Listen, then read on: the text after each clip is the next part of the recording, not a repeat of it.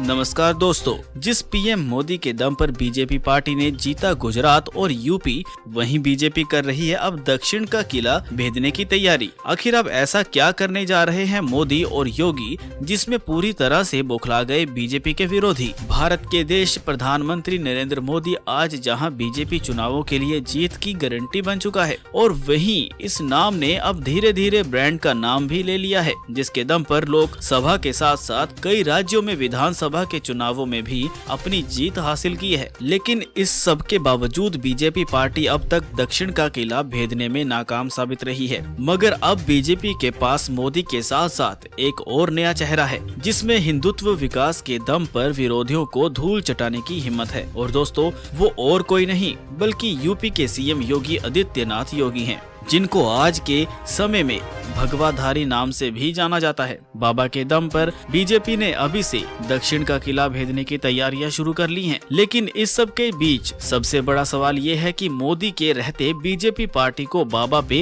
इतना भरोसा क्यों है। इस सवाल का जवाब भी हम आपको बताते हैं। दोस्तों, कांग्रेस समेत तमाम विपक्षी अन्य पार्टियां अब तक साल 2014 में राजनीति में कदम रखने वाले मोदी ही सबसे बड़ा सरदर्द बने हुए थे। अब तो उनका साथ देने के लिए योगी आदित्यनाथ बाबा भी आ गए हैं। और आज के समय में मोदी और योगी बाबा की जोड़ी क्या धमाल मचा रही है, ये तो पूरा देश छोड़कर सबसे पहले उत्तर प्रदेश ने देखा, जहां भारी जीत के साथ सत्ता में दोबारा वापसी की। फिर गुजरात राज्य में बीजेपी ने 2/3 बहुमत हासिल करके इतिहास ही रच दिया। इन दोनों ही राज्यों में मोदी के साथ साथ योगी बाबा ने भी ताबड़तोड़ चुनाव प्रचार किया। रामलला जन्मभूमि अयोध्या में बन रहे भव्य राम मंदिर का खूब जिक्र किया था, जिसकी वजह से बीजेपी पार्टी ने सत्ता में फिर से वापसी की थी। दोस्तों, आप वीडियो में देख सकते हैं, योगी ने जनता के बीच आकर राम मंदिर के लेकर भाषण भी दिया था। बीजेपी ने जिस मोदी और योगी बाबा की जोड़ी और राम मंदिर के मुद्दे पर पहले यूपी और फिर गुजरात में अपनी जीत का झंडा लहराया, अब इसी जोड़ी को पार्टी दक्षिण का इलाका भेजने के लिए अपनाना चाहती है। इसीलिए कर्नाटक की बीजेपी सरकार ने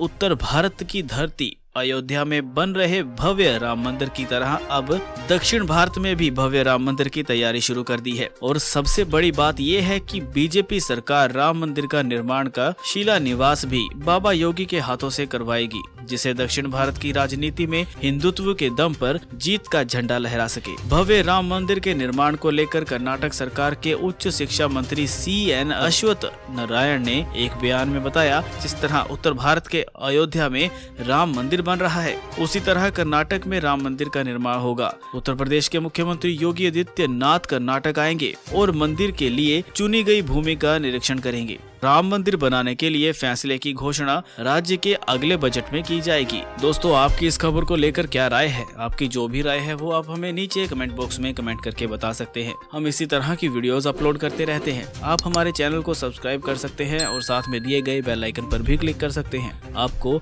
इसी तरह की वीडियोस हमेशा मिलती रहेंगी। यहाँ तक बने रहने के लिए धन्यवाद। देखते हैं दोस्तों एक और वीडियो में एक बड़ी खबर।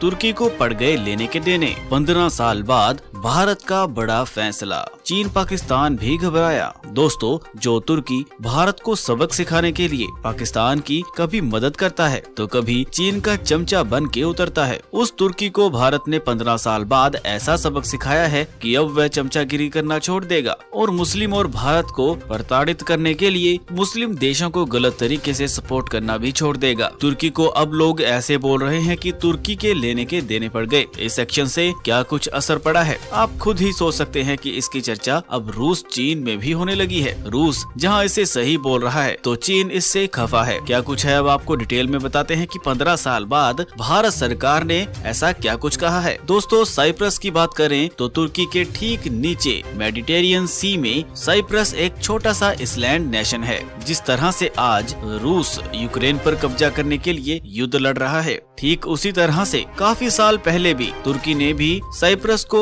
इनवाइट किया था और साइप्रस ने नॉर्थन हिस्से के एक बड़े एरिया को टेक ओवर कर लिया था। ऐसे में लगभग 35% साइप्रस को टर्की ने अपने कब्जे में लेके एक नया देश यानी कि Turkish Republic of Northern Cyprus नाम दे दिया, जबकि बाकी का 65% हिस्सा अभी भी साइप्रस गवर्नमेंट के कंट्रोल में है और बीच में यूनाइटेड नेशन का बफर जोन है। इस बफर जोन में कुछ क्रॉसिंग्स भी हैं जिसमें क्रॉस होके लोग एक दूसरे रीजन्स में जाते हैं। टर्की आज भी Turkish Republic of Northern Cyprus को कंट्रोल करता है, लेकिन टर्की के अलावा आज तक किसी भी देश ने उसे मान्यता नहीं दी है। और जो नीचे रिपब्लिक ऑफ साइप्रस है वो आज पूरे साइप्रस पर क्लेम करता है और उसका मोटिव है कि बीच की बफर जोन हटाकर साइप्रस को एक देश बनाना और टर्किश अथॉरिटी को वहां से उखाड़ फेंकना। इसके अलावा टर्की साइप्रस के आसपास जो सी है उसमें ऑयल एक्सट्रैक्शन भी करता है, जिसके खिलाफ साइप्रस लगातार आवाज उठाता है और कहता है कि टर्की उसके रिसोर्सेज चोरी कर रहा है। इसके अलावा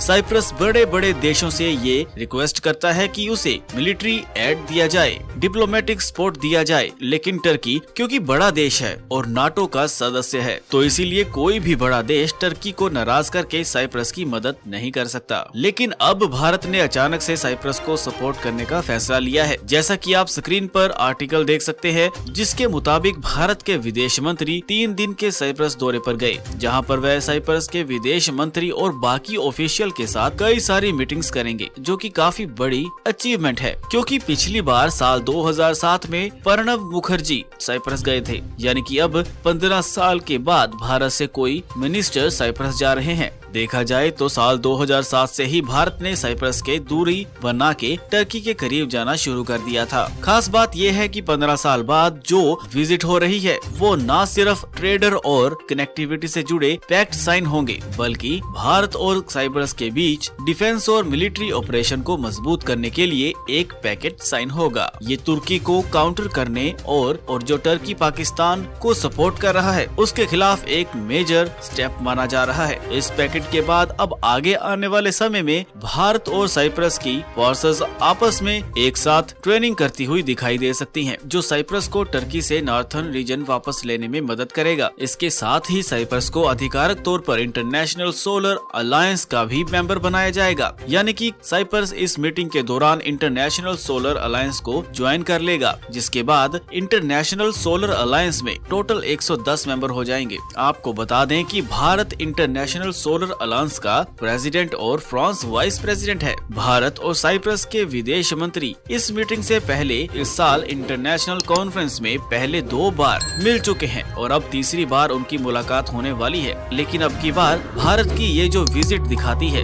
कि भारत आगे चल के साइप्रस को सपोर्ट भी करने वाला है। तो दोस्तों, ऐसे में इस खबर के बारे में आपकी क्या राय है, हमें कमेंट करके जरूर बताएं। अब आपको बताते हैं ऐसी ही एक और बड़ी खबर।